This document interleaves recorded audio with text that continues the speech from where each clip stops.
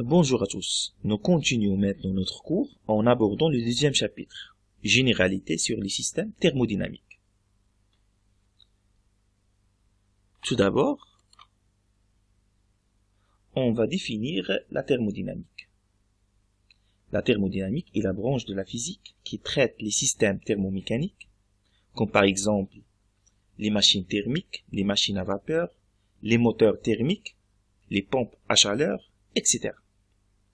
Ces systèmes thermomécaniques échangent de l'énergie avec le milieu extérieur, sous forme de travail mécanique ou bien sous forme de chaleur, c'est-à-dire énergie thermique. Donc, il y a un échange de l'énergie entre les systèmes thermodynamiques et le milieu extérieur. La thermodynamique étudie un système thermomécanique au cours de son évolution en fonction de ces échanges de l'énergie avec le milieu extérieur. Historiquement, la thermodynamique a été développée au début du XIXe siècle et exactement lorsque l'ingénieur écossais James Watt a amélioré les machines à vapeur. Plus tard, en 1824, le physicien français Carnot a fondé la thermodynamique classique telle que nous la connaissons actuellement. Puis, en 1850, Carnot a établi une première formulation des deux principes de la thermodynamique qu'on va les voir après.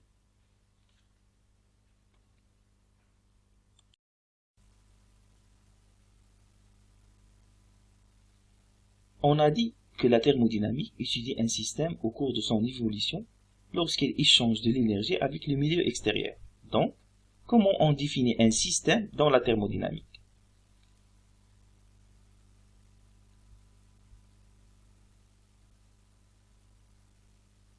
Un système est une partie de l'univers limitée par une surface fermée et qui contient un très grand nombre de particules, c'est-à-dire de molécules ou d'atomes. La surface qui sépare le système du milieu extérieur peut être fictive ou matérielle, c'est-à-dire imaginaire ou réelle. Par exemple, si on a un gaz dans une bouteille, dans ce cas, la surface qui limite le système qui est le gaz est réelle. C'est quoi le milieu extérieur? Le milieu extérieur est la partie de l'univers qui n'appartient pas au système. Tout cet espace est le milieu extérieur. On a donc le système et le milieu extérieur. Et entre les deux, il y a des interactions et des échanges.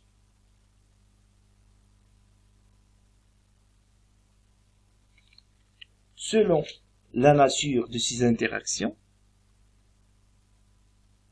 on peut classifier ces systèmes thermodynamiques en trois types. Il y a les systèmes isolés, ouverts et fermés. En général, le système peut échanger avec le milieu extérieur soit de la matière, soit de l'énergie sous forme de travail ou de chaleur. Un système ouvert peut échanger les deux, c'est-à-dire la matière et l'énergie avec le milieu extérieur. Par exemple, ici, le liquide dans la bouteille ouverte échange avec le milieu extérieur la matière, c'est-à-dire le liquide, et la chaleur. Le deuxième type est le système fermé. Un système fermé peut échanger de l'énergie, mais pas de la matière.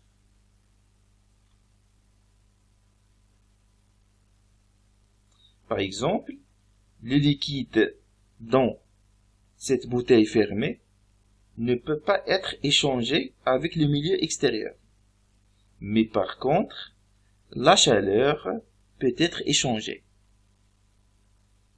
Finalement, le troisième type, c'est le troisième type du système isolé.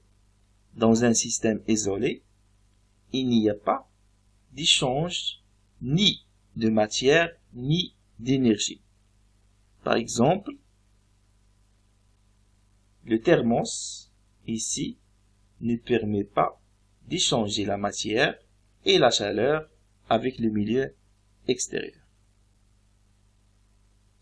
Alors, conclusion, le système et le milieu extérieur peuvent échanger de la matière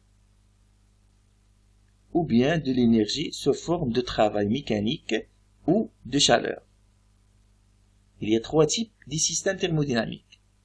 Premièrement, il y a le système isolé. Un système isolé ne peut échanger ni énergie ni matière avec le milieu extérieur. Le deuxième type, un système ouvert. Un système ouvert peut échanger de l'énergie et de la matière avec le milieu extérieur. Et entre les deux, il y a le système fermé. Un système fermé peut échanger de l'énergie, mais pas de matière avec le milieu extérieur.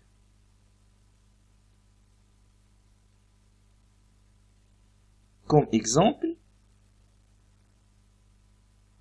pour les systèmes fermés, l'azote liquide à une très basse température dans un récipient fermé est un système fermé.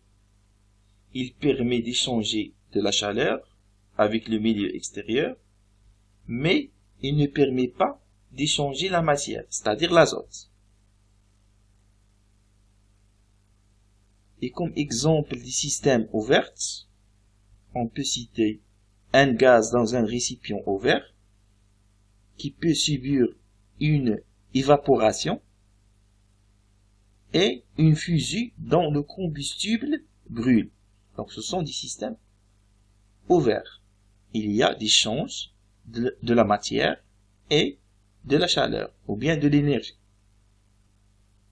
Finalement, comme exemple des systèmes isolés, une bouteille isotherme, c'est-à-dire le thermos, ou bien un calorimètre, ce sont des systèmes isolés qui ne permettent pas d'échanger la matière et l'énergie avec le milieu extérieur.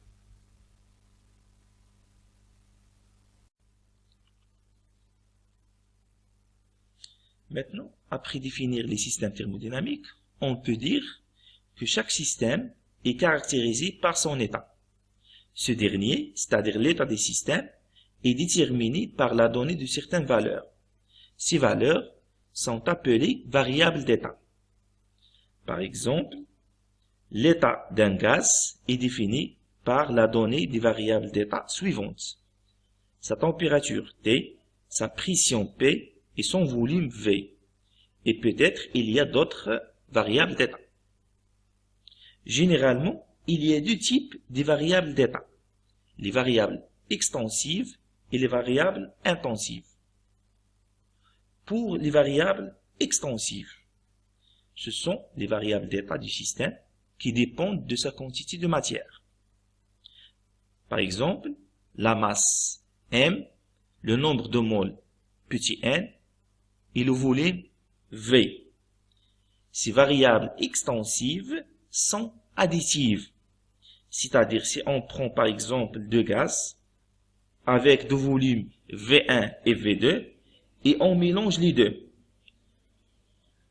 Alors, le volume total du mélange est V total égale V1 plus V2. De même pour le nombre de moles et la masse. Le nombre de moles total N total égale N1 plus N2. Et la masse totale M total égale M1 plus M2. Donc, les variables extensives sont additives. Pour les variables intensives. Ce sont les variables d'état des systèmes qui ne dépendent pas de sa quantité de matière. Ces variables intensives ne sont pas additives. Par exemple, la pression P et la température T. Si on prend l'exemple précédent, où on a mélangé les deux gaz, si les deux gaz, par exemple, à la même pression P et à la même température T, donc le mélange sera à la pression P et à la température T. Il n'y a pas d'addition des valeurs des variables d'état dans ce cas. Donc les variables intensives ne sont pas additives et elles ne dépendent pas de la quantité de matière. Maintenant, si on veut connaître les valeurs des variables d'état, il faut attendre que les systèmes soient en équilibre. C'est-à-dire les variables d'état deviennent stables. Dans ce cas, on peut connaître les valeurs des variables d'état.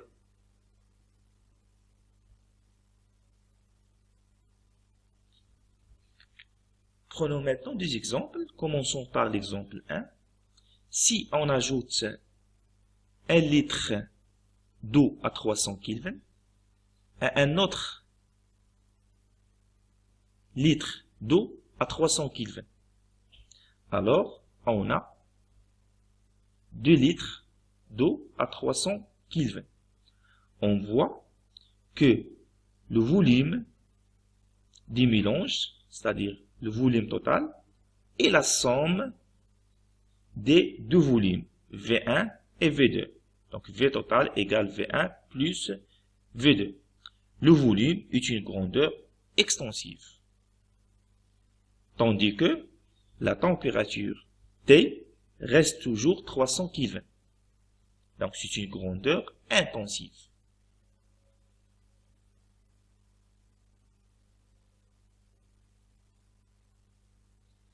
Pour le deuxième exemple, si on a un récipient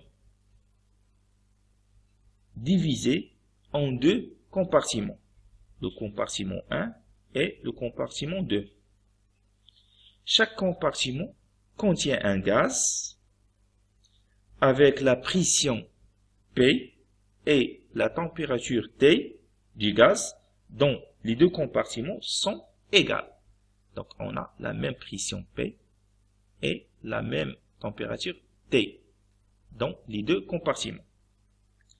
Lorsque on enlève la séparation et les deux gaz sont mélangés, donc il y a un mélange des deux gaz,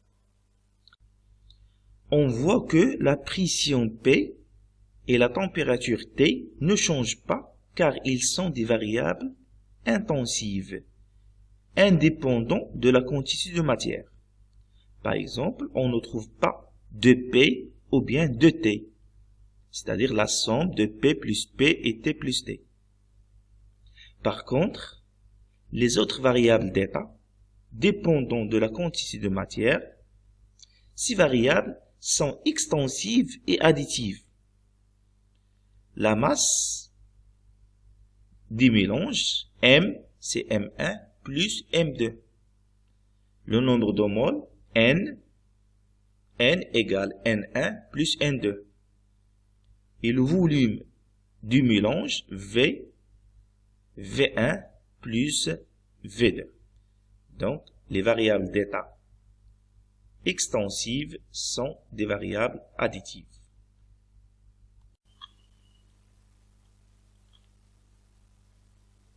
Passons maintenant à la notion de transformation.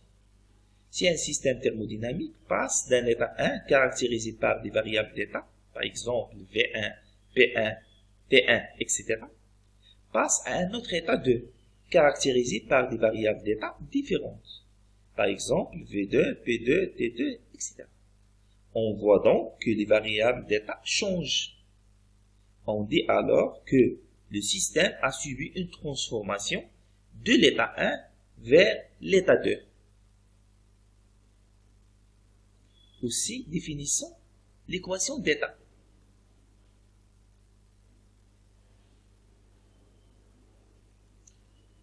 on sait maintenant la notion d'une variable d'état. Pour un système thermodynamique, il existe différentes variables d'état. Et entre ces variables d'état, il existe des relations mathématiques. Par exemple, l'équation d'état d'un gaz parfait est PV égale nRT. C'est une relation qui relie les variables d'état d'un gaz parfait. La pression P, le volume V, le nombre de moles N et la température T. R, c'est une constante. La troisième partie dans ce deuxième chapitre est les différents états de la matière. La matière existe dans l'un des trois états suivants: solide, liquide, gazeux. Si on voit les distances intermoléculaires, c'est-à-dire les distances entre les molécules d'un système. Pour un solide, ces distances sont courtes. Pour un liquide, les distances intermoléculaires sont moyennes. Et pour un gaz, les distances intermoléculaires sont grandes. Concernons maintenant les forces intermoléculaires, c'est-à-dire les forces appliquées par une molécule sur les autres molécules du système. Pour un solide, les forces intermoléculaires sont intenses, c'est-à-dire grandes. Pour un liquide, les forces intermoléculaires sont moyennes. Et pour un gaz, les forces intermoléculaires sont faibles. Donc, on voit que pour un solide, les distances intermoléculaires sont courtes. Et donc, les forces intermoléculaires sont grandes. Mais pour un gaz, c'est le cas contraire. Les distances intermoléculaires sont grandes, donc les forces intermoléculaires sont faibles.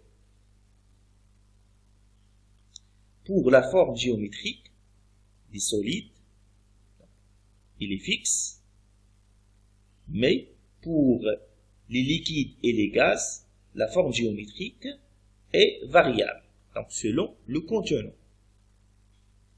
Finalement, le volume des solides et des liquides est fixe, alors que le volume des gaz est variable.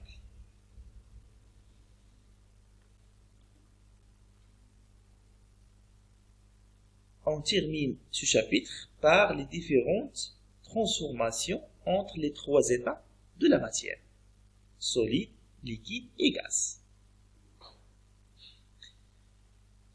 Un solide se transforme en liquide en subissant une fusion. Le cas inverse, c'est-à-dire un liquide devient un solide par une solidification. Maintenant, un liquide se transforme en gaz s'il subit une vaporisation. Le cas inverse, un gaz se transforme en liquide par une liquéfaction. Finalement, la transformation d'un solide en gaz est appelée sublimation.